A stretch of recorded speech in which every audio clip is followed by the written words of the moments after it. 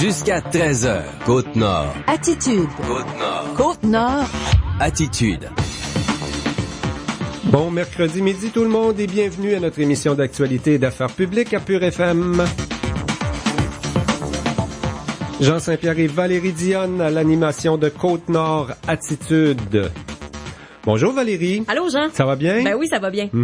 Hier, on a parlé du Salon du Livre, mais il y avait tellement à dire et t'étais pas là en plus. Fait qu'on a décidé qu'on allait en reparler aujourd'hui. Et voilà. Puisque t'es impliqué dans cette organisation. Bravo à tout le monde impliqué d'ailleurs. Quelle belle édition, la 33e qui s'en vient. Ouais, ben on est assez fiers, là. Je dirais, c'est pas pour rien qu'on avait hâte de révéler la programmation. Mais comme tu dis, il y a tellement de choses. Il y a le volet adulte, bien sûr, avec plein d'activités. Mais il y a un volet jeunesse qui est super important au Salon du Livre de la Côte-Nord parce que la lecture, ça se développe jeune, hein, l'envie de lire, l'envie de découvrir tout ce monde littéraire-là. Et il y a un volet jeunesse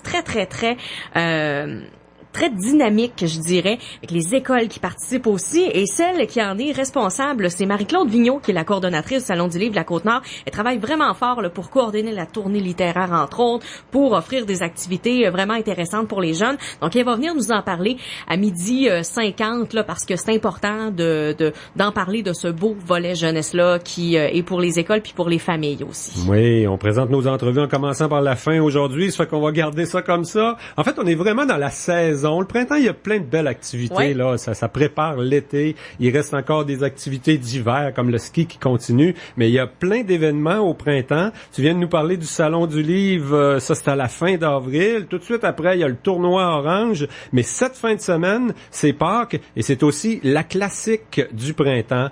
Parmi les nouveautés cette année à ce tournoi de hockey, là, de haut calibre dans les arénas de Sept-Îles, on va lancer des toutous sur la glace en fin de semaine à l'invitation des gens du groupe Witom qui ont décidé de s'impliquer. On voit ça beaucoup dans les arénas là, juniors majeurs, entre autres. Moi, j'ai vu ça au Drakkar à Bécomo, au Saguenay, Chicoutimi à quelques reprises. C'est bien sûr des toutous qui vont aller à des enfants malades. Alors, si vous avez des toutous à la maison, on va vous expliquer qu'est-ce qu'on peut faire avec cette fin de semaine, en même temps qu'on va avoir un bon match de hockey. C'est vendredi soir que c'est prévu. Donc, Bobby Vachon et Raymond Witom seront avec nous pour nous parler de la classique du printemps vers 12h40. Avant ça, on va s'entretenir avec un porte-parole d'Hydro-Québec vers 12h30, Monsieur Mathieu Rouy qui sera là pour nous parler du chantier Romaine. On parle des retombées économiques encore du chantier. Hydro maintient le même discours depuis le début, là, mais on parle surtout là des travaux qui ont arrêté hier là pour des questions de stabilité ou les conditions du sol. Mathieu Rouy sera là pour nous expliquer ça. Et puis, au début de l'émission, on fait un retour sur plusieurs sujets d'actualité municipale. C'est le printemps. On parle entre autres de nid de poule avec le maire de Sept-Îles tout à l'heure. Le maire nous parle aussi de la gestion qu'il a trouvée efficace, des bris d'aqueduc majeurs qu'on a subis la semaine dernière. On parle aussi des roulottes envahissantes dans le secteur de Moisy et du comment donner un suivi au forum citoyen qui a quand même réuni 200 personnes à Sept-Îles pour faire 600 propositions différentes sur la qualité de vie. Alors, c'est pas évident de donner un suivi à ce genre d'événement. On en parle avec le maire Régent Porlier vers 12h15, un retour sur l'actualité municipale avec Monsieur Porlier. Donc, avant cette série d'entrevues sur nos ondes, ce qu'on vous propose à l'instant, c'est un bulletin d'actualité régionale. Actualité Pure FM. En mentionnant simplement d'abord que Hydro-Québec suspend les travaux au chantier Romaine 4. C'est une centaine de travailleurs qui ont été retournés à la maison. C'est des analyses là du sol qui seront nécessaires pour reprendre la construction au 4e barrage sur la rivière Romaine. Un porte-parole d'Hydro-Québec sera avec nous vers 12h30 pour nous expliquer tout ça. La députée de la Côte-Nord, Marilyn Gill, somme encore une fois le gouvernement canadien d'agir dans le dossier du bois d'œuvre. Elle souhaite que Justin Trudeau confirme des garanties de prêt aux compagnies forestières du Québec avant la reprise dans 2 semaines des négociations avec les États-Unis. La députée Gill entreprend une action auprès de l'ensemble des élus du Québec siégeant à la Chambre des communes d'Ottawa. Elle les invite à défendre les particularités du régime forestier québécois.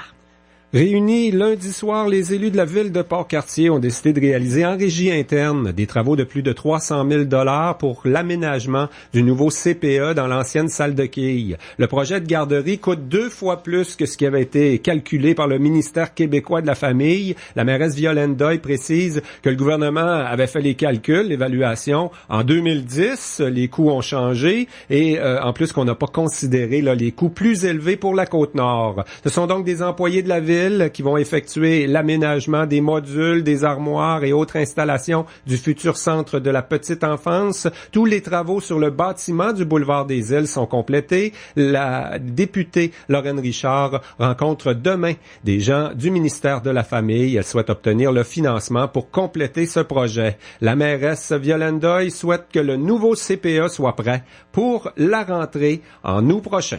La Chambre de commerce de Sept-Îles veut contrer les commentaires négatifs véhiculés concernant les commerces locaux. Une campagne de solidarité commerciale et une vidéo promotionnelle ont été lancées hier. Le regroupement de gens d'affaires souhaite établir un pont nouveau genre, entre les consommateurs et les commerçants. Les jeunes adultes de 25 à 34 ans sont tentés par l'achat en ligne, constituent la clientèle cible de la campagne de communication. La Chambre de commerce propose un nouvel outil web appelé Parlez-nous qui permet aux consommateurs de formuler leurs commentaires. Le directeur de la Chambre, Paul Lavoie, explique que les critiques sont bienvenues pour permettre aux commerçants d'améliorer leur service à la clientèle. On a décidé de proposer un outil du 21e siècle pour créer la conversation. Ce qu'on veut, c'est que ces gens-là, s'ils vivent une expérience qu'ils aiment plus ou moins dans un commerce ou qui ont des commentaires par rapport au prix ou des trucs bien généraux sur leur expérience client en tant que Sept-Îliens, qu'ils utilisent cet outil-là. Et nous, à la Chambre de commerce, on va entamer un dialogue. La Chambre de commerce de Sept-Îles veut aussi former ses membres pour la vente en ligne, l'amélioration des services à la clientèle et les bonnes pratiques commerciales. C'est le CTMA vacancier qu'on connaît d'habitude pour ses voyages aux îles de la Madeleine qui prendra le relais du FA Gautier pour la traverse entre Matane et la Côte-Nord du 20 avril au 20 mai. Le traversier de Matane entrera en cale sèche pour un arrêt technique de routine. Divers travaux d'entretien et de contrôle seront effectués afin d'optimiser le fonctionnement du FA Gautier qui réalise quotidiennement la traverse Godbout-Matane-Bécomo. Le navire de relève, le CTMA vacancier, est équipé pour offrir tous les services à bord. Émia Simard et Jacob Beaulieu de l'Institut d'enseignement de Sept-Îles ont décroché la première position, toutes catégories confondues, à la finale régionale de secondaire en spectacle. Angèle Fréchette aussi de l'IESI s'est classée en 2e position. L'événement s'est tenu vendredi et samedi au Centre des arts de Bécomo. 44 jeunes de 8 écoles secondaires de Forestville à Havre-Saint-Pierre ont participé au spectacle.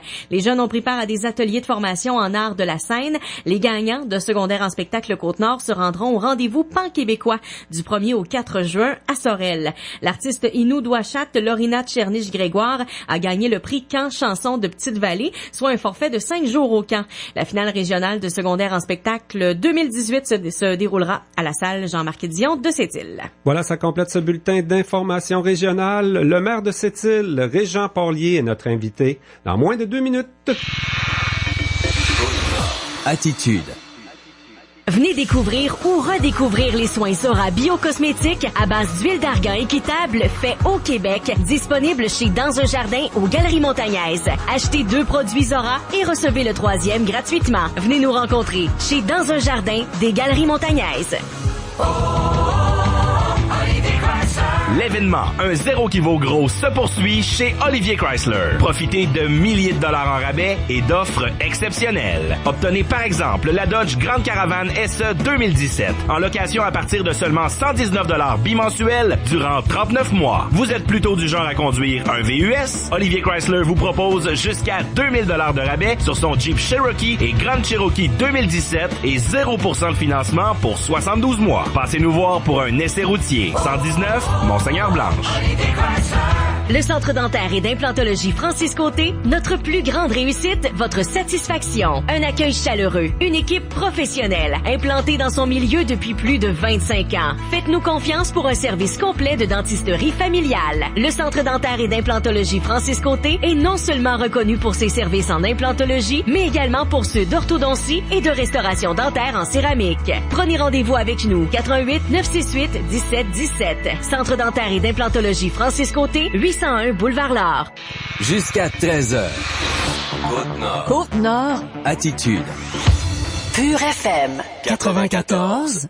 Bon, on va aborder quelques sujets d'actualité locale et régionale avec le maire de Sept-Îles, Régent Porlier. Le conseil municipal était réuni, comme il le fait 2 fois par mois, lundi soir à l'Hôtel de Ville. On a parlé, entre autres, du forum citoyen qui a eu lieu il y a 1 an. Régent Porlier, bonjour. Oui, bonjour, Jean. D'abord, peut-être parler des bris de la semaine dernière. Là, on a quand même pris le temps de faire le bilan de tout ça. Hein. C'est vraiment 3 bris majeurs, des choses qui arrivent pas souvent dans un réseau d'aqueduc comme celui de Sept-Îles. On est plutôt satisfait comment on a géré ça du côté de la ville, hein? Oui, c'est sûr que pour monsieur, madame, tout le monde qui est chez elle, là, puis qui a de la difficulté à avoir son eau, même à des endroits, il n'y en avait pas du tout pendant une période de temps, ou qui est obligé de la faire bouillir. Bon, c'est des inconvénients importants, mais en même temps, c'est comme je disais aux gens l'autre soir à la séance, je dis, on entretient nos voitures, hein, on pense qu'on les entretient au mieux possible, on va voir le garagiste, mais il y a toujours à quelque part quelque chose qui va péter, puis qu'on a eu beau faire notre entretien au meilleur possible, c'est des choses qui arrivent et qui sont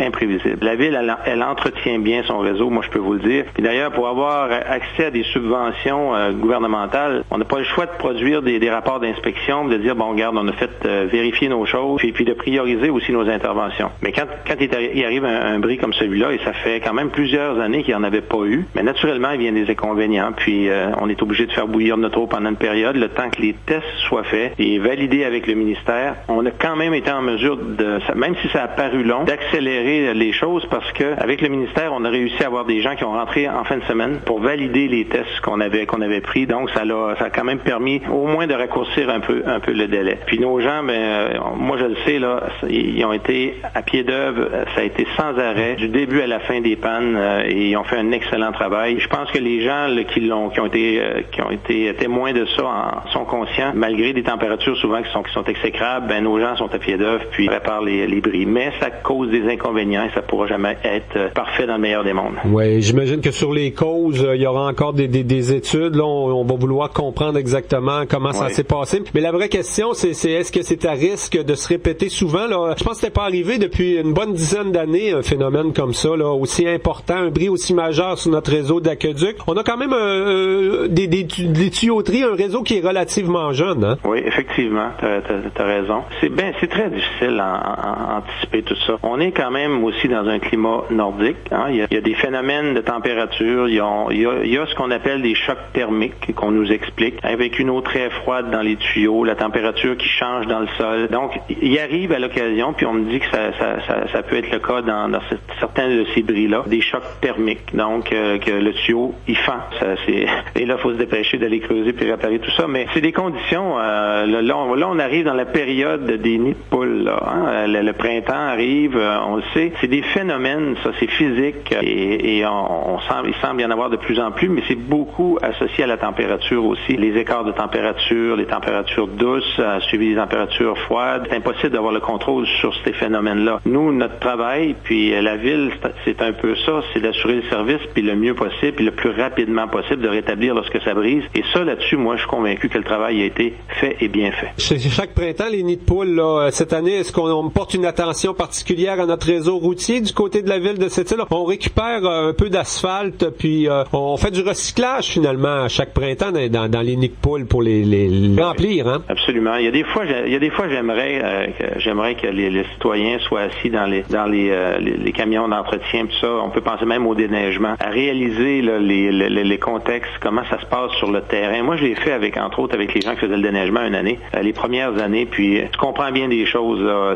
C'est tout un travail. Je pense au déneigement, mais tout le travail du côté travaux publics là, c'est assez exigeant. On est là sur le terrain du matin au soir, puis on peut pas prévoir, ça va défoncer un endroit. Les gens nous appellent. Ce qui est important, c'est de savoir qu'il y a une ligne client aux travaux publics. Faut pas hésiter à contacter. Si ça s'étire un peu, faut comprendre que parfois il y a plusieurs choses qui arrivent en même temps, mais on peut quand même demander aux travaux, mais avez-vous une approximation là, quand est-ce que vous allez pouvoir passer dans mon coin. Comme ça, on évite de se faire des idées, de dire, bon, ben, ils sont pas venus encore. Il y a des choses qui expliquent que nos équipes, parfois, peuvent pas venir immédiatement. Mais on a des bonnes personnes aussi qui prennent les appels, qui sont très polies et respectueuses, puis c'est tout un travail, je peux vous dire. On répond aussi vite qu'on peut le faire et comme on peut le faire. Mais il y aura encore cette année des nids de poules, c'est clair, puis on essaye de développer des techniques, on essaye de développer des processus pour faire en sorte que ça soit le moins longtemps possible. C'est pas parfait, mais c'est pas parfait dans aucune des villes du Québec. La ligne client, comme ça, on peut l'utiliser un peu comme le nouveau site web, là, Parlons-nous, là, lancé hier par la Chambre de commerce. On peut chialer quand on a des choses à dire à la ville, puis ça va être écouté par des fonctionnaires là, et éventuellement transmis au bon service, quoi. Oui, puis c'est pas juste l'idée de chialer. Si les gens rapportent les choses, et les gens le font de plus en plus, je crois. Lorsqu'il y a un bris, il y a quelque chose devant chez eux. Il y a une dame là, hier qui m'a appelé.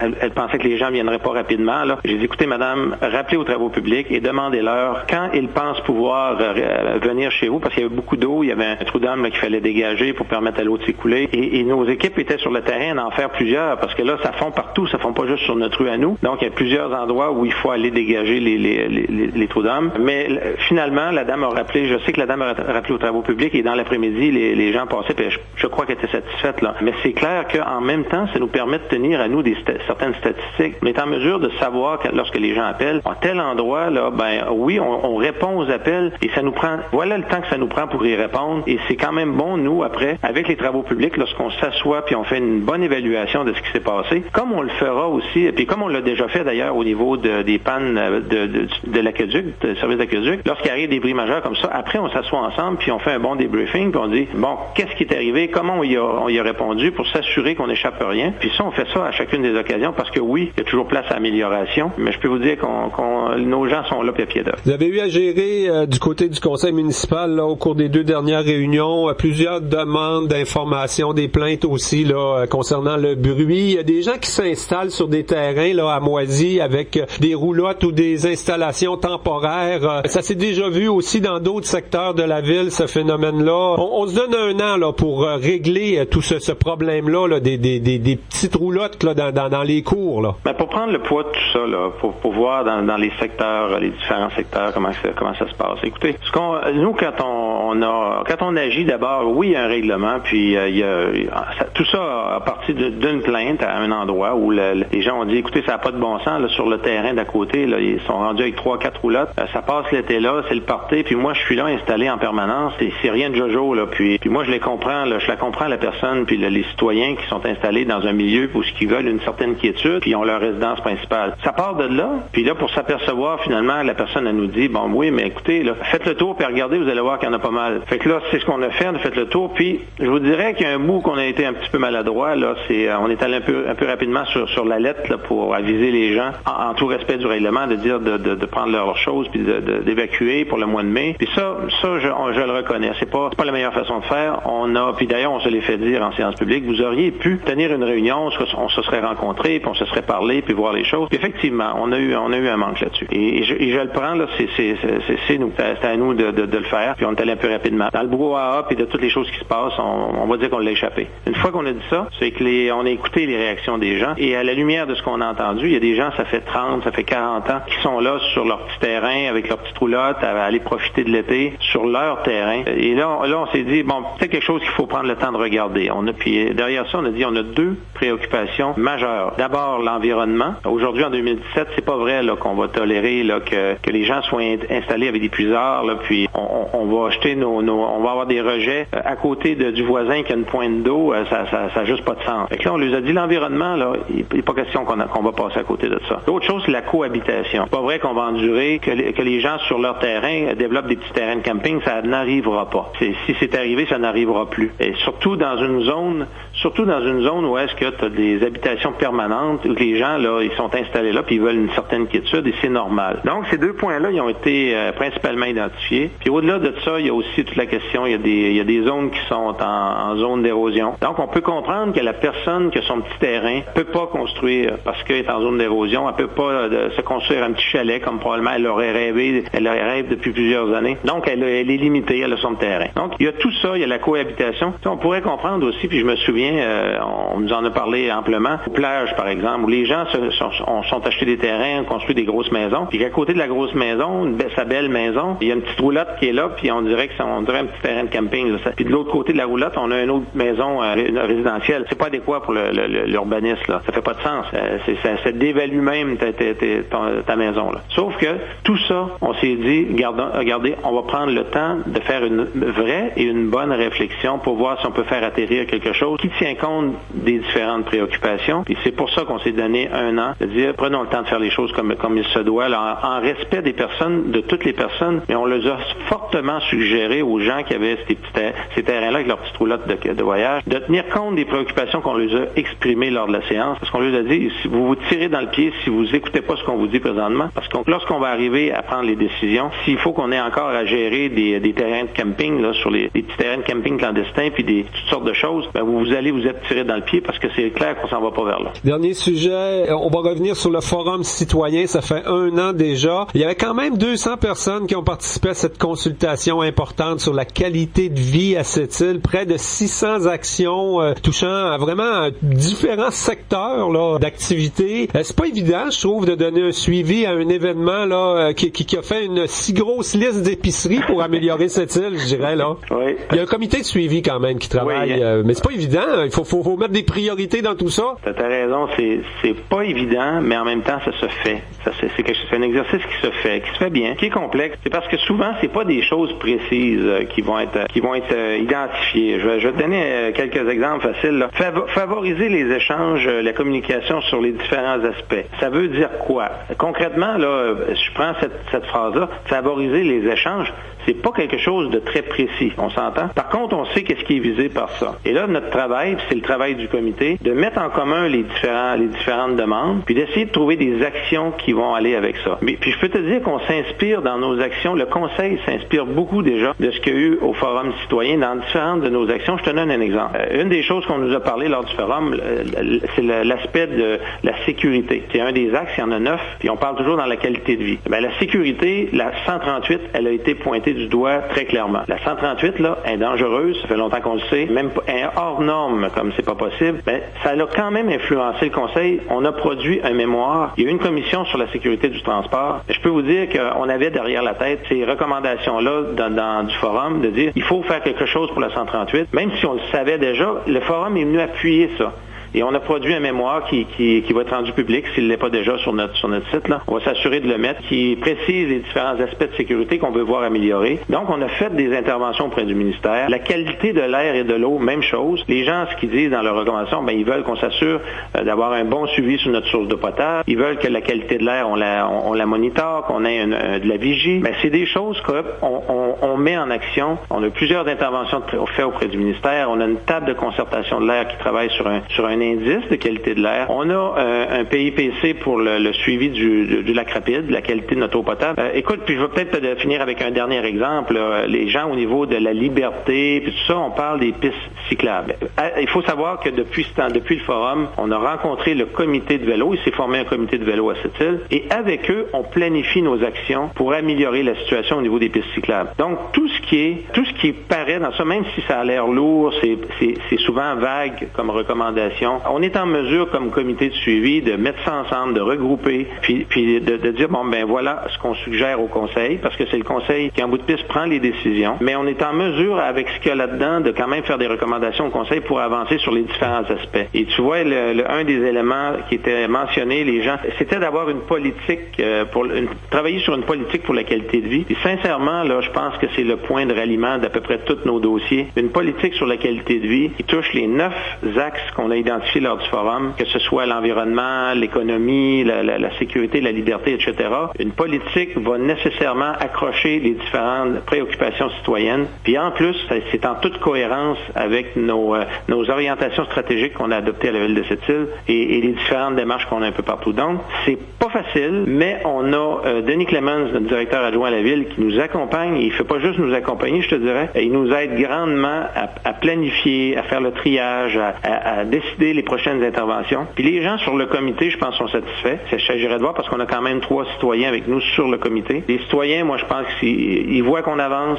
C'est difficile de voir le concret de tout ça, mais on ira rencontrer la population pas trop tard là, pour échanger avec eux sur justement la démarche puis voir où est-ce qu'on est rendu. Parce que c'est pas toutes des choses qui sont dans le qu'on contrôle à la ville de Sept-Îles. Hein? Si les gens demandent un parc à chiens, ça peut aller. Mais quand on demande une diminution des coûts des transports aériens, là, ça relève pas de la ville de Sept-Îles. On peut bien faire des pressions tant qu'on veut, mais il y a des choses qu'on n'a pas le contrôle quand même. Puis c'est comme le maire, les élus, ce sont des gens proches là qu'on peut contacter. Souvent, on adresse nos demandes à la ville, mais ça s'adresse au gouvernement du Québec ou à d'autres autorités. Là. Ben, t'as parfaitement raison. Là. Quand on regarde, puis d'ailleurs, c'est public, là, ce document. Là. Quand on regarde toutes les demandes, les préoccupations, suggestions, tu vas voir rapidement qu'il y en a que c'est carrément pas la ville. Tu vas voir aussi, parce qu'on les a toutes mises, tu vas voir qu'il y en a qui se contredisent aussi. Hein? On va dire, on veut que la ville fasse des interventions pour être reconnue comme une région éloignée. Ben, tu vas avoir une autre qui va dire, regarde, on devrait avoir les mêmes choses que partout ailleurs. Tu sais, des fois, c'est pas simple à mettre en action tout ça, mais c'est un très beau défi et surtout, c'est en respect de ce que je dirais une communication avec notre population qu'on a mis en place et que je souhaite voir perdurer, c'est-à-dire un suivi à tout ça, faire la démonstration que leurs préoccupations, on y travaille sur tous les aspects de toute façon, à la hauteur naturellement de notre cadre financier, parce que c'est pas vrai qu'on peut tout mettre ça, puis ça va, certaines préoccupations suggèrent des coûts importants. Bon, mais il faut voir quand et comment on l'intègre dans notre plan de match. Mais c'est un beau défi, ça, il n'y a aucun doute. Jean Parlier, maire de Sept-Îles, un gros merci pour cette entrevue radio. C'est moi qui te remercie, Jean, bonne journée. Jusqu'à 13h. Côte-Nord. Côte-Nord. Attitude. Les séries éliminatoires de la LNH battent leur plein. Pour tout savoir sur la quête de la Coupe Stanley 2017, rendez-vous sur absolumentfan.com et écoutez les capsules Absolument Fan diffusées sur nos ondes en fin de journée. Vous serez les premiers informés avec absolumentfan.com. Une entreprise de la région est à la recherche d'un mécanicien aligneur avec expérience, rémunération très compétitive et avantages sociaux. Vous voulez relever ce défi? Vous aimez le travail d'équipe? Appelez au 88 965 79 40. Doit être disponible le plus rapidement possible. Flash pub. La promo 4 ans de garantie sur motoneige 2018 chez Atelier Laforge se termine le 14 avril. Au printemps, chez Hockey Expert, c'est le temps d'épargner. Avec le retour du beau temps, vient de gros rabais. Profitez de rabais allant jusqu'à 75% sur les patins à glace et jusqu'à 50% sur les bâtons et les équipements de hockey. De plus, équipez-vous pour le printemps avec des rabais allant jusqu'à 50% sur une vaste sélection de patins à roues alignées. Hockey Expert profite de l'occasion pour souhaiter une belle fin de semaine à tous les participants de la 9e édition de la Classique du printemps. Côte-Nord. Attitude.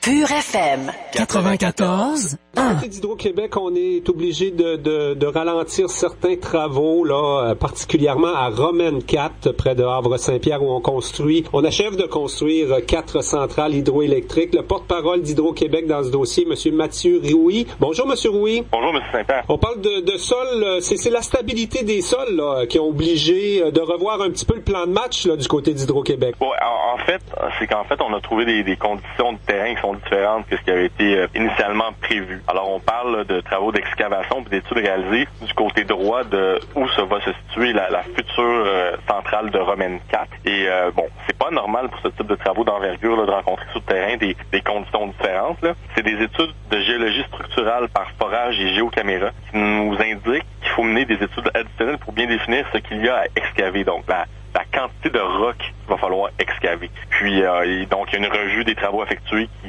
doit être faite pour planifier efficacement la suite des activités. Donc, on comprend que les motifs à la base, c'est vraiment la sécurité des gens qui vont travailler là dans les prochains mois et prochaines semaines, là. Ben écoutez, non, c'est pas la sécurité, ça reste la priorité d'Hydro-Québec, mais c'est sûr que ça fait partie intégrante de toutes nos démarches, mais c'est aussi qu'il faut faire les travaux correctement. Alors, on a besoin d'une certaine qualité de roc pour pouvoir construire la centrale. Vous savez, ce type d'installation-là, il faut que ce soit là dans 100 ans, dans 200 ans. Donc, on peut pas se permettre de faire des rénovations dans 20 ans, ou en fait, si on avait un problème de stabilité du roc, ce serait peut-être même pas des rénovations, ça rendrait peut-être la centrale désuète. Alors, là, présentement, il faut falloir, est-ce qu'il va falloir creuser davantage? Probablement. Donc, la centrale, est-ce qu'elle va être un peu plus, est-ce qu'elle va être située un peu plus profondément que ce qu'on avait prévu? Probablement.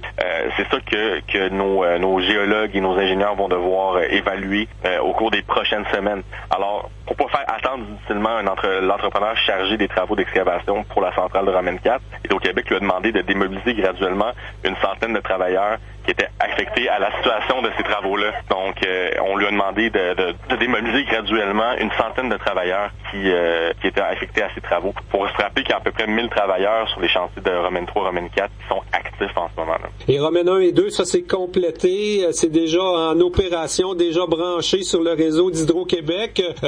On est quasiment à 70-75% des travaux complétés, hein? On change pas l'échéancier pour 2020? Non, tout à fait. Pour l'instant, il est trop tôt pour penser à ajuster l'un des échéanciers. Vous savez, dans ce type de grands projets, il y a des marges de manœuvre. Alors, 2020, c'est dans 3 ans. Au moment où on se parle, il est toujours prévu de mettre en service la centrale de Romaine 4 en 2020. Pour l'instant, donc, l'échéancier, les coûts ne changent pas. C'est sûr que c'est un contretemps pour nous, mais comme je vous dis, on prend on s'assure d'avoir de la marge de manœuvre dans ces projets-là. Alors, 2020 pour Romaine 4. 2017 cette année pour Romaine 3. Donc, il devrait être mis en service d'ici la fin de l'année. Et on n'est pas au bilan final, mais on parlait quand même d'un chantier de plus de 7 milliards de dollars quand on a commencé. Ça devrait à peu près rester dans ces coûts-là? Tout à fait. Donc, en fait, c'est 6,5 milliards de dollars. Ça comprend le plus de 7 milliards, ça comprend la ligne de transport qui va acheminer l'électricité. 6,5 milliards pour les quatre sites de production sur la rivière. Ouais. Et là, il doit y avoir encore autour de 800 à 1000 travailleurs, surtout du côté de Romaine 3, là, qui est le gros chantier actuellement. Là. Tout à fait.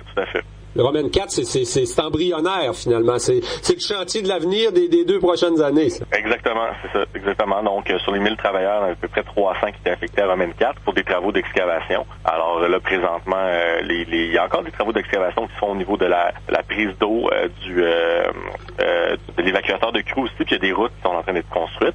Maintenant, la centrale, c'est un gros morceau, puis donc, on doit retourner à la table de dessin là, pour faire les choses correctement. Monsieur Rouy, vous savez que quand on parle d'un chantier de 7 milliards pour une région comme la Côte-Nord. Nous, ce qu'on entend beaucoup parler à Sept-Îles, puis je suis sûr que c'est pareil à Havre-Saint-Pierre, c'est les retombées de tout ça. Vous avez des gens dans le milieu qui continuent de travailler à ce que le plus possible, ce soit des travailleurs compétents de la Côte-Nord et que les retombées soient maximisées? Oui, c'est sûr que c'était l'objectif. Maintenant, vous savez, je pense qu'il y a plus de 40% de la main-d'œuvre qui vient de la Côte-Nord. Maintenant, vous le savez, il y a eu beaucoup de choses qui sont passées sur la Côte-Nord. Il y a eu les mines de titane qui maintenant fonctionnent pas au même rythme. Ben oui, quand ça va mal ailleurs, on voudrait qu'Hydro-Québec prenne la relève, puis embauche tout le monde. C'est ça, mais au moment où on a lancé le chantier de la Romaine, il y a beaucoup de gens de la région qui ont décidé, qui ont fait le choix d'aller travailler, par exemple, pour d'autres entreprises. Maintenant, quand c'est nous, il a fallu qu'on comble les postes aussi. Alors, mais présentement, au moment où on se parle, il y a quand même plus de 40% de la main-d'œuvre qui est de la main-d'œuvre de la Côte-Nord. Donc, on estime qu'on a fait tout ce qu'on a pu pour maximiser les retombées dans la région immédiate. Tout à fait, ça a toujours été ça l'objectif. Eh bien, M. Mathieu Rouy, porte-parole d'Hydro-Québec concernant les dossiers de la rivière Romaine. Un gros merci pour cette entrevue radio. Merci, M. Saint-Pierre. Vous écoutez Côte-Nord Attitude, en direct du studio Sept-Îles Embellissement Nutri de Côte-Nord.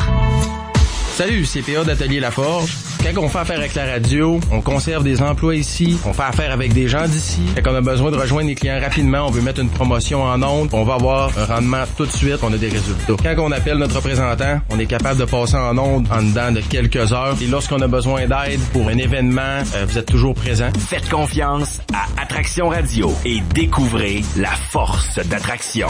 Vos cheveux manquent de volume, ils sont cassants, fourchus, secs ou ternes. Que ce soit en raison de l'âge, du stress, d'une grossesse ou encore d'un traitement, l'expertise capillaire Norgile peut peut vous aider. Au Centre d'expertise capillaire Norgile, vous profiterez d'un programme de soins préventifs complet et personnalisé avec des produits éprouvés par des tests cliniques. Pour des soins et traitements efficaces contre la perte de cheveux et la calvitie, le Centre d'expertise capillaire Norgile de Sept-Îles, situé au salon Star Africana. Faites aussi confiance à nos spécialistes pour tous vos soins et rallonges capillaires, comme la pose d'extension de cheveux naturels, la vente de rallonges à clip, les prothèses capillaires ou les lissages à la kératine. Star Africana, 831 Boulevard L'Art, 960-5335. Les nouveautés sont arrivées chez Olivier d'Occasion. Profitez du plus grand inventaire de voitures d'occasion dans la région et du meilleur prix à l'achat ou à l'échange de votre véhicule actuel. Voyez notre inventaire au www.olivieroccasion7îles.com et obtenez un rabais instantané. Venez nous rencontrer au 106 Maltais. Votre radio sera sur place dès 14h30. Olivier d'Occasion, ouvert ce soir jusqu'à 20h. Financement disponible sur place. Le 33e Salon du Livre de la Côte-Nord aura lieu du 27 au 30 avril prochain au Cégep de Sept-Îles. Le président d'honneur, Martin Michaud, sera entouré d'une 60aine d'auteurs, dont Dominique Demers, India Desjardins, Lise Dion, François Morancy, Daniel Ouimet et Manu Militari. Pour toutes les activités de la programmation, consultez le guide officiel distribué dans le journal Le Nord-Côtier le 19 avril et le www.salondulivrecotenord.com. Prenez le large au Salon du Livre de la Côte-Nord, histoire de vous évader quelques instants. Une invitation du Club optimiste de Sept-Îles, d'Hydro-Québec, de la ville de Sept-Îles et de Québécois. Les séries éliminatoires de la LNH battent leur plein. Pour tout savoir sur la quête de la Coupe Stanley 2017, rendez-vous sur absolumentfan.com et écoutez les capsules Absolument Fan diffusées sur nos ondes en fin de journée. Vous serez les premiers informés avec absolumentfan.com. Une entreprise de la région est à la recherche de techniciens de pneus avec expérience. Plusieurs postes à combler. Vous voulez relever ce défi? Vous aimez le travail d'équipe? Appelez au 88 965 79 40. Doit être disponible le plus rapidement possible. Jusqu'à 13h. Côte-Nord. Côte-Nord. Attitude. Pure FM. 94.1. Attitude. Bon, là, on va parler de hockey. Il y a un bel événement qui s'en vient. C'est la 8e édition de la Classique du printemps. Il y a des choses spéciales de prévues en plus cette année. Bobby Vachon est là depuis le début, avec Yannick Landry pour l'organisation de la Classique du printemps. Bonjour, Bobby. Salut. Il y a également au bout du fil, parce qu'il est à Rimouski, Raymond Whittam du groupe Whittam qui est avec nous également. Parce qu'on va parler d'une activité avec des toutous. Bonjour, Raymond. Bonjour. D'abord, Bobby, là, peut-être nous rappeler, la Classique du printemps, ça fait 8 ans. Avant ça, il y avait quand même un tournoi de hockey au printemps, là, que Roger Lévesque en organisait 2 par année. Vous avez pris un peu sa relève, c'est un peu ça? Oui, c'est ça. L'événement a été créé en 2010, après la fin du tournoi de hockey bottine, printanier. Donc, on a décidé de prendre la relève en faisant un tournoi de hockey patin, pour créer un événement d'envergure à cette île. Oui. Et ça a bien levé dès le début, Dans le fond, on regarde comme l'année passée, vous aviez des joueurs de renom. Quand même, ça en prenait un bon tournoi, une bonne organisation pour meubler le printemps comme ça. Oui, c'est sûr. Il y a beaucoup d'efforts de mis là dans la préparation, puis dans la fin de semaine, on mise sur beaucoup de petites choses là qui fait que notre tournoi est bien renommé. Oui, des petites choses comme quoi? L'activité des toutous, c'en est une, sans doute? Oui, c'est sûr. Ça, c'est une activité qui a été apportée là, par le groupe Whittam, puis on a très apprécié qu'ils veulent s'associer à notre tournoi. Mm-hmm. Donc, ça fait partie des choses qui fait que la Classique du printemps est bien reconnue. Raymond, l'activité, on va lancer des toutous sur la glace en fin de semaine. Là, c'est un peu une formule qu'on voit beaucoup dans la Ligue junior majeure du Québec, entre autres, hein? Oui, c'est en plein ça. Puis, on l'avait jamais fait à Sept-Îles. Puis de plus, on s'est affilié à la DPJ parce qu'on sait que les enfants ont souvent besoin de réconfort. Puis ils ont embarqué avec nous autres à 100 000 à l'heure. Ils sont contents. Ils veulent qu'on en emmène le plus possible. Ils veulent qu'on en ramasse même chez nous, dans nos concessions. Si après, on peut les ramasser. Nous autres, on s'engage à les nettoyer, les laver, les trucs, c'est nos employés qui vont tout faire ça. Fait que c'était une bonne cause qu'on cherchait. Moi, je suis dans le sport depuis bien des années. Mais on cherchait une petite cause, puis j'ai eu un enfant malade cette année, puis on a vu que un petit toutou, ça réconforte beaucoup. C'est quasiment le plus beau cadeau qu'il pouvait avoir. Fait que j'ai pensé à ça, qu'on pouvait peut-être s'associer à une cause, puis Bobby a embarqué avec nous autres là-dedans à 100 000 $. Fait que c'est plaisant, là, puis je pense que ça va être bon pour tout le monde, puis ça va être redistribué dans la région de Sept-Îles, Maliotenam, un peu partout, là, Shefferville, même s'il faut, si on peut en ramasser en masse. Fait que moi, j'invite bien les gens. S'ils peuvent pas être à l'aréna pour les tirer, qu'ils viennent les porter, on va les tirer. On peut en ramasser encore chez nous, du côté de nos concessions automobiles, du groupe Witham, on dit qu'il y a Mitsubishi. OK. On peut aller vous porter les toutous au groupe Witham aussi, là, dans les garages. Oui. On va toutes les prendre, puis on va les redonner directement à la DPJ. Ouais, ben l'idéal, c'est d'y aller à l'aréna. Bobby, ça va se faire quoi? C'est samedi soir, là, l'événement toutou? C'est du laisser à quel moment? C'est samedi soir à 20h lors du match de catégorie Open. Alors, on invite tout le monde à se présenter à l'aréna. Puis, lors du premier but, ben tout le monde va lancer les toutous sur la patinoire pour qu'on puisse ensuite les ramasser puis que l'équipe du groupe Witham puisse s'en occuper pour faire la distribution par après. Quelle bonne idée de faire ça chez nous. Vraiment, il y a eu un bel accueil du côté de la DPJ. À part ça, c'est super le fun. Je suis sûr qu'il y a plein de toutous qui traînent là, dans les maisons à cette île. Vu qu'on est moins une ville de hockey, qu'on n'a pas de club junior majeur, là, il y a plein de gens qui peuvent regrouper des toutous puis se rendre à l'aréna samedi soir. C'est une idée qui marche bien ailleurs, Raymond. On l'a emprunté un peu au Drakkar, quoi, puis à la Ligue junior majeure, finalement. Ouais, on a emprunté au Drakkar. À Rimouski aussi, on a avoué... c'est impressionnant. Puis les autres, ils redonnent ça à des causes. Puis ça marche depuis des années. Nous autres, on ne l'a jamais fait. Fait que je suis criminel. Je suis sûr qu'on en a plein dans nos garde-robes, puis des flambants neufs, puis tout au complet. Fait que je pense que ça va être redonné au suivant. Ben c'est ça. Ça fait partie de notre mandat à un moment donné d'en faire un petit peu plus. Puis c'est ce qu'on fait. Ouais. Le groupe Witham, pour bien expliquer, vous avez 3 concessions automobiles à cette île. Puis vous êtes en train de créer une fondation. Vous impliquez beaucoup. Vous êtes quand même de tout du monde de la place. Fait qu'on s'implique dans les bonnes causes chez nous. C'est en plein ça. On veut que nos employés s'impliquent, mais nous autres aussi, il faut s'impliquer nous autres aussi. En même temps, Bobby, je pense que ça va être un bon moment samedi soir, mais la classe Open, cette année, en tout cas, l'année passée, il y avait des maudits bons matchs de hockey. J'ai l'impression que depuis 2 ans, là, parce qu'il n'y a plus de Ligue senior sur la Côte-Nord, il y a plus d'équipe à cette île, on n'a pas souvent l'occasion de voir du bon hockey. Ça vous donne de l'importance, ça, au printemps? Oui, cette année, on est victime un peu là, de la fin de semaine. On est à la fin de semaine de Pâques, c'est plus difficile d'avoir des équipes, malgré qu'on pensait que la date tardive de la fin de semaine du 13, 14, 15, 16 avril aurait été bonne. On a seulement 3 clubs, mais on a fait une nouvelle formule. Donc, on fait un mini-tournoi. Chaque équipe va faire 2 games contre chaque équipe. Puis, les 2 premières positions vont se rencontrer en finale le dimanche. Donc, il devrait y avoir du bon hockey encore en fin de semaine dans l'Open. Dans la classe Open. Puis, les matchs, on les a cédulés à des lieux stratégiques dans l'horaire. Le bon moment, on va aller voir un bon match de hockey en fin de semaine. Là, samedi soir, c'en est un, 20h. Les finales dimanche, probablement aussi. Les finales dimanche, 2h, tout de suite après le dîner. C'est stratégique, là. Même dans l'intermédiaire ou dans les autres catégories, là, il va y avoir du monde, il va y avoir du fun là. Oui, c'est sûr. On attend tout le monde là, pour une grosse fin de semaine festive. Est-ce qu'il y a beaucoup de public d'habitude, votre tournoi? Il me semble que depuis 2 ans, on doit le sentir un petit peu, là, qu'il n'y a plus de hockey senior à cette île, qu'on devient un peu le moment dans l'année où on peut voir du bon hockey. Oui, c'est sûr. Regarde, on attire beaucoup de monde à l'aréna, puis... plus qu'il y en a, plus qu'il y a d'ambiance, meilleurs les matchs sont, donc c'est ce qu'on cherche. Raymond Witham, je sais que tu es un vétéran dans le domaine des sports, le vétéran de la Ligue de touch football à cette île. Là, je pense que ça fait 60 ans que tu joues au touch football dans la Ligue ici. Est-ce que tu joues encore au hockey aussi, Raymond? Oui, on a commencé une petite Ligue senior à 50 ans et plus. On a reparti une Ligue. Je suis partie prenante de cette petite Ligue-là. Mercredi après-midi, les gens commençaient à avoir de l'âge un peu, voulaient avoir une ligue de hockey à eux autres, fait que c'est reparti ça aussi. Ça va très bien, on manque pas d'inscription. Bon. Puis le hockey à cette île, une ligue senior, ça serait encore bienvenu, hein? J'imagine qu'il y aurait du monde à l'aréna. S'il y aurait des bons matchs un samedi soir de temps en temps? Ah, c'est sûr. C'est sûr que s'il y aurait une ligue senior avec du calibre, qu'il y aurait de la rivalité entre Bécamo et Saint-Pierre, c'est quand même très, très bien, là.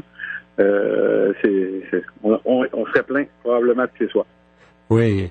Oui, avec Port-Cartier surtout, hein. Bécamo n'ont jamais fait partie de la Ligue parce qu'ils ont leur club junior majeur. Bobby, vos 3 équipes Open, il y a une équipe Inou, une équipe de Sept-Îles, puis une du Havre, non? J'ai encore l'équipe à Terry-Vigneault qui est présente depuis la 2e édition. Ça, il embarque pas mal des chums Cayens, lui. Oui. Ensuite de ça, j'ai Restaurant des Chutes de Port-Cartier, puis nouvellement, j'ai une équipe de Rimouski cette année, là, pour une première fois dans l'Open, là. Ça fait que les bons joueurs de cette île, ils jouent avec l'équipe Atterri et Vigneault, comme ça, là. Oui, ils sont mixés dans plusieurs équipes. Et puis, la 2e classe, c'est l'intermédiaire. Ça doit être un assez bon calibre aussi. Oui, intermédiaire, c'est un bon calibre aussi. 5 clubs cette année, ça fait qu'un genre de mini-tournoi aussi. avec quart de finale, demi-finale, finale. Donc, ça aussi, ça va être très intéressant. Un des attraits pour les équipes de l'extérieur de cette île, on offre des bonnes bourses, je pense. Dimanche, on va distribuer ça aux gagnants, aux finalistes aussi. Oui, environ 8500 pièces de bourse totale. 2000 aux gagnants dans l'Open. On voit pas ça nulle part à Côte-Nord. Donc, ça nous attire des équipes. Ça devient rassembleur des tournois de hockey dans une région comme la Côte-Nord. Comme là, on a des gens de plusieurs villes quand même. Beaucoup d'équipes de cette île, c'est sûr, Port-Cartier, mais d'ailleurs aussi. Hein? Oui, Bécomo, Havre-Saint-Pierre. Cette année, j'ai 4 équipes de Fermont. Ensuite, ça, Rimouski et Québec. En même temps, ça amène des retombées. Hein. Dans une ville, c'est une fin de semaine où ça va rouler un peu partout. Dans un restaurant, il y a des gens qui viennent coucher à l'hôtel. Là. Quand on organise un événement, c'est pas négligeable. Là, c'est à côté-là, finalement, les retombées économiques pour une ville. Oui, puis comme on vous le dit, c'est un événement festif. On est associé avec le bar chansonnier La Petite Grenouille. Puis cette année, notre chansonnier, c'est Étienne Coton qui a fait la voix. Donc, notre ami Étienne qui revient dans sa ville natale pour chanter quelques chansons. Oui, à partir de vendredi, samedi soir, à partir de 22h, il va être au bar La Petite Grenouille. Puis aussi, on fait une remise de bourse là, après les finales le dimanche, là encore à notre commanditaire. Est-ce qu'il y a une cérémonie d'ouverture ou ça se fait avec les toutous finalement le même soir, non? Non, l'ouverture officielle va se passer vendredi soir à 20h encore pendant un match open. On est associé aussi avec le groupe Witom, dont cette île Kia qui va présenter 3 nouveaux modèles sur la patinoire et aussi Harley-Davidson Côte-Nord qui va présenter un nouveau modèle de son 3 roues. Ça fait qu'on embarque les véhicules sur la glace, on présente nos commanditaires majeurs et le staff de la classique. Bon. Et le vétéran de l'équipe du groupe Witom, Raymond, tu prends l'avion après-midi pour revenir pour être là. Tu commences dès demain soir, quoi? Ouais, c'est sûr que moi, je vais être là présent. J'arrive l'après-midi, puis on va être présent, puis on va être actif. Surtout pour ramasser des totous, puis encourager les équipes qui vont être là. Ben voilà, on rappelle que samedi soir, vers 20h, on se présente à l'Arena. Premier but d'une équipe du match Open en cours, là. On lance les toutous sur la glace. Ça va sûrement donner de l'ambiance en même temps. Rendez-vous à l'Arena, samedi soir. Raymond Witom du groupe Witom, Bobby Vachon de la Classique du Printemps, 8e édition cette fin de semaine. Ça commence dès demain soir. Un gros merci pour votre passage à Côte-Nord Attitude. Merci. Merci beaucoup. Les vedettes vous fascinent? Vous voulez tout savoir sur la vie trépidante de vos artistes préférés? Quels sont les potins du jour? La capsule Monde de Stars. Ici Chloé Patry Robitaille, je vous donne un rendez-vous en fin de journée du lundi au vendredi afin de vous livrer les nouvelles showbiz qui font l'actualité sur le site mondedestars.com. Musique, cinéma, art et spectacle, vous serez les premiers informés. C'est un rendez-vous à ne pas manquer. La capsule Monde de Stars. Présenté par le groupe Witom. Sept-Îles Hyundai, Sept-Îles Kia et Côte-Nord Mitsubishi. Le 29 avril prochain, vous êtes conviés à la 27e édition du Gala des entreprises de Sept-Îles, les Météores 2017. 12 prix et 5 mentions spéciales seront attribuées aux entrepreneurs d'ici. L'accueil se fera à 18h. Tapis rouge, cocktail, remise de prix et soirée dansante avec DJ S2. Venez célébrer les entreprises et organisations récipiendaires. Les billets sont à 100$ plus taxes en vente à la salle Jean-Marc Dion. Pour réservation, faites le 88 962 0100 ou achat en ligne via le site web de la salle. Une invitation de la Chambre de commerce de Sept-Îles et d'Attraction Radio. C'est le grand ménage du printemps chez Stéréo Plus Sept-Îles. On fait l'inventaire. Et pour l'occasion, on vous a préparé une grande vente d'inventaire. De 10 à 50% de rabais sur tous nos produits en magasin. Il faut qu'on fasse de la place pour les modèles 2017. Et c'est vous qui en profitez. Mais dépêchez-vous, parce que la vente se termine le 30 avril. De 10 à 50% de rabais sur tous nos produits en magasin. On vous attend chez Stéréo Plus Sept-Îles au 128 Regnault. Côte-Nord. Attitude. Pure FM 94. On passe du sport aux arts pour conclure notre émission, du hockey à la lecture. On revient sur le Salon du Livre pour parler davantage du volet jeunesse qui il va y avoir des milliers de jeunes au Salon du Livre ou rejoints par le Salon du Livre cette année. Ben tout à fait. Puis Jean, c'est important qu'on le souligne, ce volet jeunesse-là, parce qu'il est tellement important justement pour le Salon du Livre de la Côte-Nord. On essaie de le développer chaque année davantage. Et justement, celle qui le développe à chaque année, c'est Marie-Claude Vigneault qui est coordonnatrice au Salon du Livre de la Côte-Nord. Bon midi, Marie-Claude. Merci, bonjour. Tout d'abord, quel travail, encore une fois, cette année t'as réalisé? Parce que, si je me trompe pas, on a battu des records là en tant que nombre d'écoles puis en tant que nombre de jeunes qui seront touchés par le Salon du Livre cette année. Hein. Et en tant que nombre d'animations aussi. C'est fou. Nombre d'activités, oui.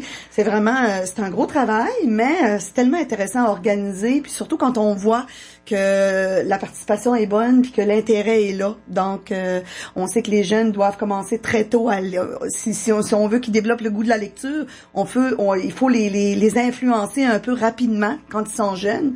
Alors, je trouve que cette année, la réponse des écoles, des enseignants, des enseignantes et même des éducateurs dans les milieux des CPE et tout ça, il y a eu vraiment une belle réponse. Ben, t'as tellement raison, là. Moi, je me rappelle, avec mon école, on allait chaque année au Salon du Livre quand j'étais au primaire. Puis moi, je me rappelle avoir vu Tristan Demers au Salon du Livre. Je me rappelle m'avoir acheté des livres là-bas. Tu sais, j'ai plein de beaux souvenirs avec ça. C'est efficace. Ben, oui, c'est efficace. Puis c'est important. Puis je pense que les écoles s'en rendent de plus en plus compte aussi à quel point il y a des activités qui leur sont offertes. Oui, ben tu sais, il y a plusieurs années, il y a quelques années de ça, pour plusieurs professeurs, le Salon du Livre, c'était la course au signet. Ce qu'on a voulu démontrer, nous, depuis toutes les années qu'on est là, ben c'est justement de dire que c'est pas ça. C'est vraiment une rencontre, comme Mélanie vous le disait hier et Stéphanie, c'est une rencontre entre les auteurs et les enfants aussi, les auteurs jeunesse. J'aime ça, cette expression-là, la fin de la course au signet, parce que c'est vraiment ça, il y a quelques années. Là, on voyait les jeunes, l'intérêt pour la lecture, on le sentait moins, mais regarde, ça partait d'un bord puis de l'autre, puis c'est le visuel qui attirait des beaux kiosques. Il y a un travail qui se fait au salon, mais il y a un travail qui doit se faire dans les écoles aussi, de regarder la programmation puis de faire ça c'est intéressant, ça c'est intéressant, on pourra aller voir. On les incite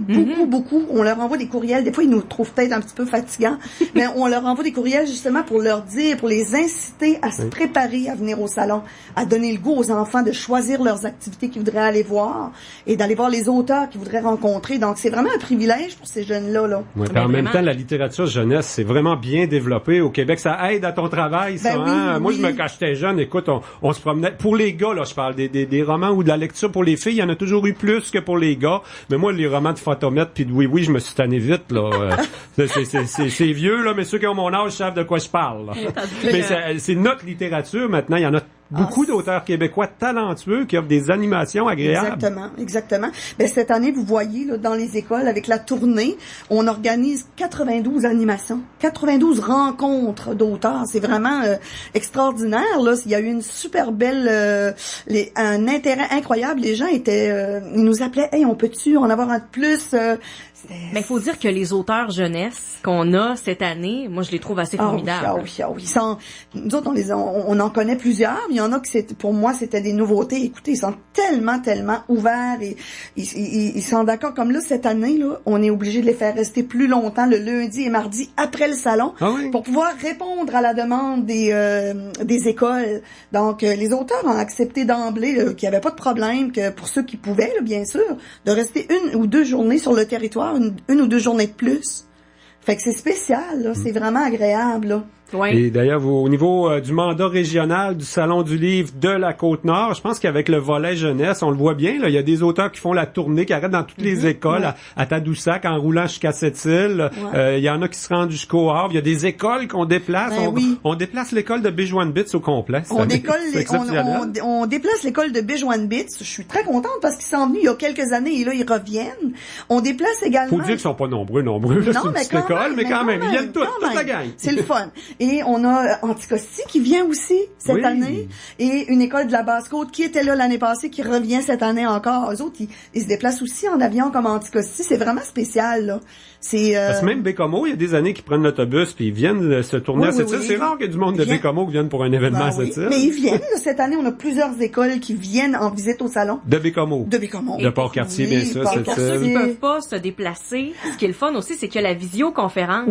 Qui est disponible. Nous autres, on l'offre surtout en Basse-Côte-Nord parce qu'eux, ils n'ont vraiment pas la possibilité de venir.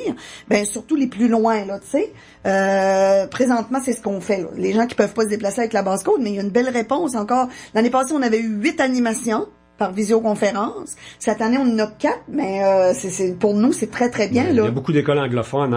Il y a une offre en anglais aussi, non? Quelques auteurs pourraient, mais on offre surtout, on essaie de garder le plus francophone possible. Mais c'est sûr que l'année passée, il y avait eu une demande à cet effet-là, voir s'il y avait des auteurs anglophones. Écoute, il y a même des CPE qui participent, Jean, il y a même des CPE qui ont des visites chez eux. Privilégiés aussi. C'est quand même le fun aussi. Puis Marie-Claude, parce que là, le temps file, il y a tellement de choses à dire, mais j'aimerais vraiment ça qu'on parle des activités comme Choisis ton livre. Oui. Ça, c'est une activité qui revient pour une 6e année. Oui.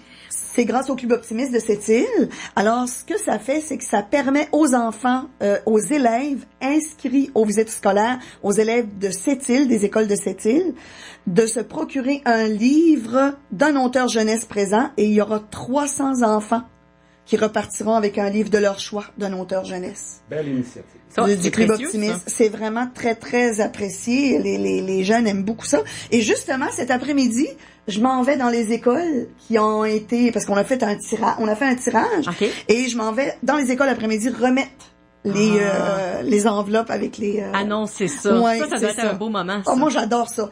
Puis, depuis 2 ans, les directions d'école me permettent d'aller dans les classes, annoncer directement aux enfants qui vont pouvoir se repartir avec un livre. Alors, c'est vraiment agréable. La réaction, oui. Les jeunes, ils sont... Ils allument, là. Oh, ils sont contents. Ça paraît dans leurs yeux et dans leur expression de visage, là. Et il faut aussi absolument parler de la lecture en cadeau. Les gens qui vont aller visiter le Salon du Livre pendant la fin de semaine, oui. On peut acheter un livre jeunesse, justement, puis le donner à un enfant. Oui, il y a une boîte qui est faite à cet effet-là. C'est ça, exactement. Il va y avoir un kiosque de la lecture en cadeau avec les autres concours aussi.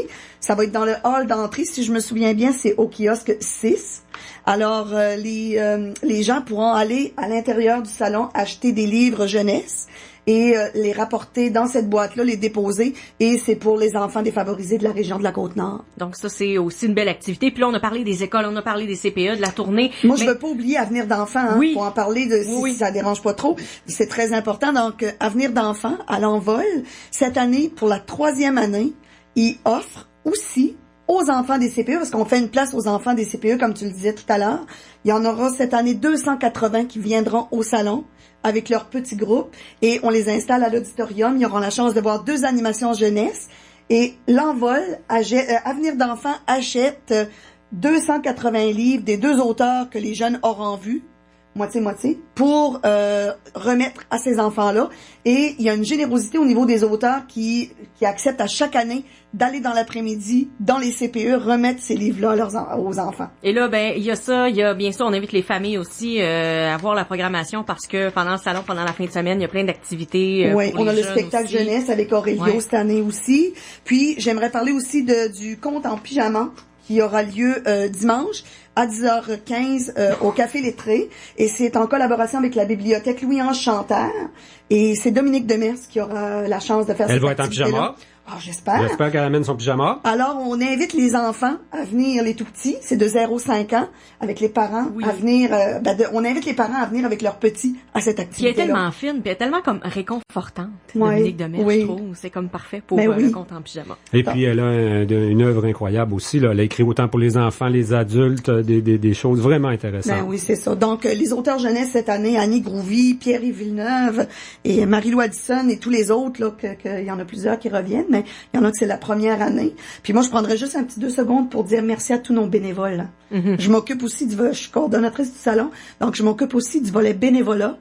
Donc, c'est toute une logistique à organiser aussi. Puis, on a des super bons bénévoles à chaque année. Alors, je tiens à les remercier aussi. C'est fait. Le message est lancé. Donc, voilà, écoute... on a des auteurs jeunesse que tout le monde connaît, à qui on est fidèle, qu'on nomme même plus, mais on sait qu'ils vont être là. Moi, je pense à Tristan Demers et Richard Petit. Vraiment, Des fidèles à cette île-là. Quand le président d'honneur disait que cette île, c'est le salon que les auteurs aiment aller faire un tour. C'est vrai. C'est vrai. Oui, c'est vrai. Puis nous autres, on adore adore ça, les accueillir aussi. Fait que c'est un bel échange entre nous, entre les organisateurs et les auteurs. Puis durant le salon, on a des bons commentaires. Même après, là, les écoles, souvent, ils nous écrivent, puis les auteurs aussi, pour nous dire que les activités, ils ont adoré ça, puis que... Je suis sûr que les organisateurs, les bénévoles, mais aussi ceux qui sont payés par l'organisation du salon, ils sont pour quelque chose dans l'accueil phénoménal. Faut travailler avec notre cœur. Le crabe et la crevette peut-être aussi aide un peu. Ça aide un peu. Tu sais, la vue sur le fleuve. Il y a bien des aspects qui sont en notre faveur. Mais je trouve que c'est important de dire que si même qu'on fait un bel événement, si on n'avait pas une belle réponse et une belle participation, ça serait pas pareil. Non, tout à fait. Un gros merci pour ton passage à Côte-Nord Attitude. Une deuxième journée consécutive parce que la programmation est tellement riche cette année. On peut pas manquer ça, le Salon du Livre, les derniers jours d'avril, 27 au 30. C'est ça. Marie-Claude Vigneault, merci. Valérie Dionne, un gros merci également pour la co-animation. Demain, la dernière, jeudi saint, c'est Tommy Auger qui sera avec moi en co-animation. Demain midi. Au revoir tout le monde.